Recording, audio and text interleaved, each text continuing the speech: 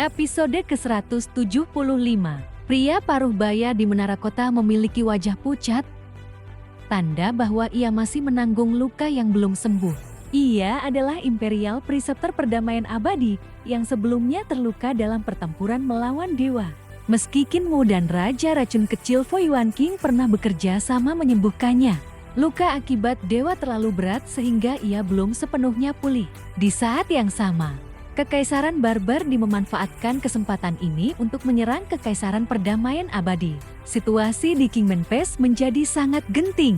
Sang Imperial Preceptor tahu bahwa Kekaisaran telah melemah akibat dua bencana besar, sementara dirinya dan Kaisarian Feng juga belum pulih ke puncak kekuatan mereka.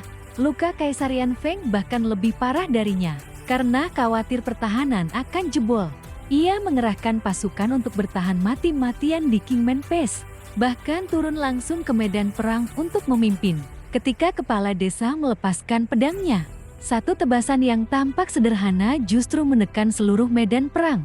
Itu bukan sekadar teknik pedang biasa, melainkan sesuatu yang mampu mengubah suasana perang menjadi lautan darah yang menekan seluruh prajurit di kedua pihak. Nyawa ribuan orang seakan berada di dalam genggaman satu orang.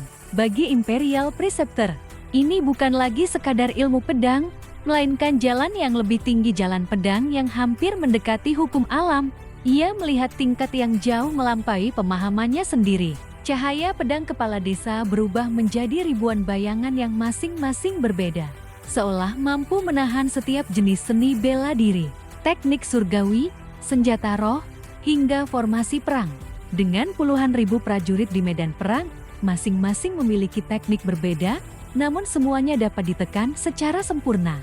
Ini hampir mustahil dilakukan manusia biasa. Ini adalah tingkat yang hanya bisa disebut seperti Dewa Pedang.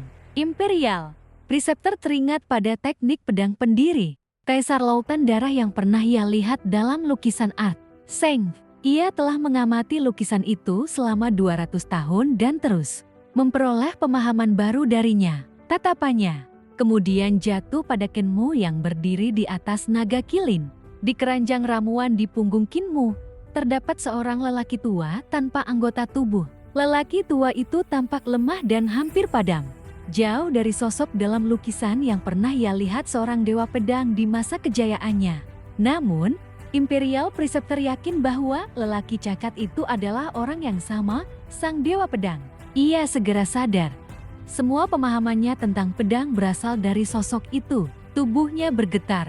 Ia kemudian berkata kepada bawahannya, "Sambut para tamu." Gerbang kota dibuka, dan pasukan berjajar menyambut kedatangan mereka. Naga kilin melangkah masuk dengan kepala terangkat. Sementara cahaya pedang di medan perang perlahan berkumpul menuju keranjang ramuan di punggung Kinmu. Kepala desa menatap Imperial Preceptor yang datang menyambutnya. Dua sosok besar dewa pedang generasi lama dan generasi sekarang akhirnya bertemu. Di medan perang, gong perunggu berbunyi tanda mundur. Ribuan prajurit akhirnya bisa bernapas lega, tubuh mereka basah oleh keringat. Di Kingman Pass, kepala desa yang berada dalam keranjang ramuan melompat keluar seolah telah memiliki tubuh lengkap, lalu berjalan menuju Imperial Preceptor. Keduanya berdiri saling berhadapan. "Kau sudah belajar pedang?" tanya kepala desa. "Ya, di masa muda. Namun sejak usia 160 tahun, aku tidak lagi menggunakannya," jawab Imperial Preceptor dengan hormat. "Kau mulai memahami pedang di usia 160? Kepala desa bertanya lagi. "Aku mempelajari semua teknik dan seni dunia, lalu menciptakan jalanku sendiri," jawabnya. Kepala desa tersenyum. "Tunjukkan padaku." Imperial Preceptor mencabut pedangnya. Seketika cahaya pedang memenuhi langit. Tekniknya rumit seperti bintang di langit, namun juga sederhana dan tajam seperti garis lurus yang memotong segala sesuatu. Di dalamnya terdapat semangat perubahan, keinginan untuk membakar hal lama dan menciptakan dunia baru. Pedangnya bukan sekadar teknik, tetapi juga filosofi hidup. Ia ingin mereformasi dunia melalui pedang. Ia hampir mencapai ranah jalan. Setelah selesai, ia menahan napas. Meski terluka, ia menatap kepala desa dengan penuh harap, seperti murid kepada guru. "Pedang yang luar biasa," puji kepala desa. "Kau memang orang nomor satu di bawah para dewa." Ia kemudian melanjutkan, aku datang bukan untuk berbicara tentang teknik, tetapi tentang jalan pedang. Tidak ada jalan pedang di dunia ini sebelumnya. Tetapi sejak pedang ada, jalan itu pun lahir. Banyak orang yang mendengar merasa bingung. Sebagian bahkan mempertanyakan apakah Dao memang bisa diciptakan. Qin Mu teringat percakapannya tentang bagaimana Dao dunia dapat berubah melalui kreativitas manusia. Imperial Preceptor kemudian bertanya, bagaimana Dao besar tercipta?